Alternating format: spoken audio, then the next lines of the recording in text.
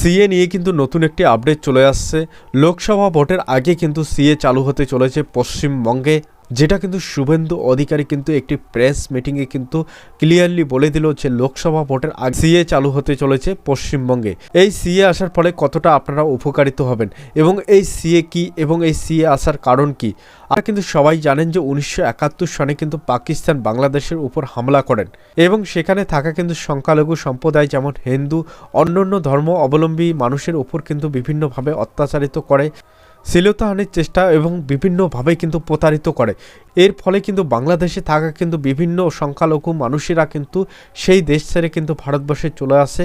এর ফলে কিন্তু ভারতবর্ষে সেই সমস্ত মানুষ চলে আসে এবং এখানে কিন্তু বসবাস করা শুরু করে। সেই সমস্ত মানুষগুলোকে কিন্তু সিএ এর আওতায় নিয়ে আসা হয়েছে, যার ফলে কিন্তু প্রত্যেকটি সেই সমস্ত মানুষগুলো কিন্তু এখানে ভারতের নাগরিকত্ব পাবেন এবং আপনারা কিন্তু খুব সহজে ভারতের নাগরিক হতে পারবেন।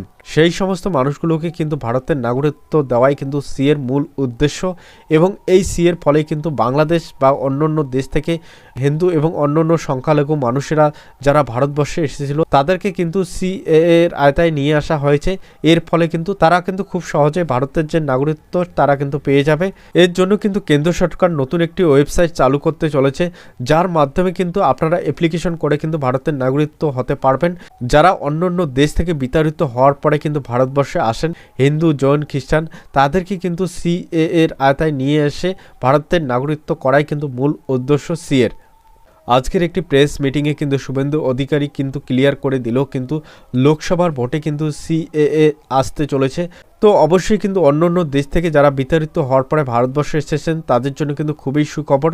পশ্চিমবঙ্গে কিন্তু সিএএ চালু হতে চলেছে লোকসভা ভোটের আগে এবং যারা অন্যান্য দেশ থেকে এসেছিলেন ভারতবর্ষে তাদের জন্য কিন্তু খুবই একটা খুশির খবর।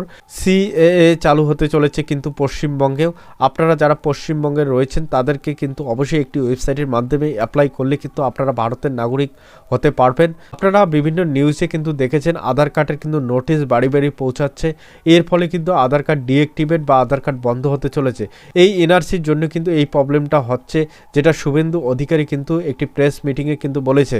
তো এই হিসাবে কিন্তু বলা যায় লোকসভা ভোটের আগে কিন্তু সিএএ চালু হতে চলেছে। অনেকেই কিন্তু ভয় পাচ্ছিলেন যে এনআরসি আসলে আমাদের কি হবে।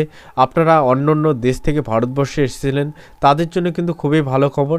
সিএর ফলে কিন্তু আপনারা ভারতের নাগরিক হতে পারবেন এবং এনআরসি যদি চলে আসে তাও কিন্তু আপনাকে ভারতবর্ষ ছেড়ে যেতে হবে না। তো অবশ্যই সিএ বা এনআরসি আপনাদের কিন্তু কোনো রকম প্রভাব পড়বে না আপনাদের ওপর। তো এনআরসি এবং সিএ নিয়ে কিন্তু বিস্তারিত ভিডিও কিন্তু আরও রয়েছে, আপনারা চাইলে কিন্তু চ্যানেলে ভিজিট করে দেখতে পারবেন। ভিডিওটি দেখে যদি আপনাদের কোনো রকম হেল্প হয়ে থাকে তো অবশ্যই আমার চ্যানেলটিকে সাবস্ক্রাইব করে দিয়ে পাশে থাকবেন। ভিডিওটি অবশ্যই অন্যদের কাছে শেয়ার করে দেবেন, তাদের কাছে যেন এই জানকারিটি পৌঁছায়। ভিডিওটি দেখার জন্য অসংখ্য ধন্যবাদ সবাইকে। জয় হিন্দ, জয় ভারত।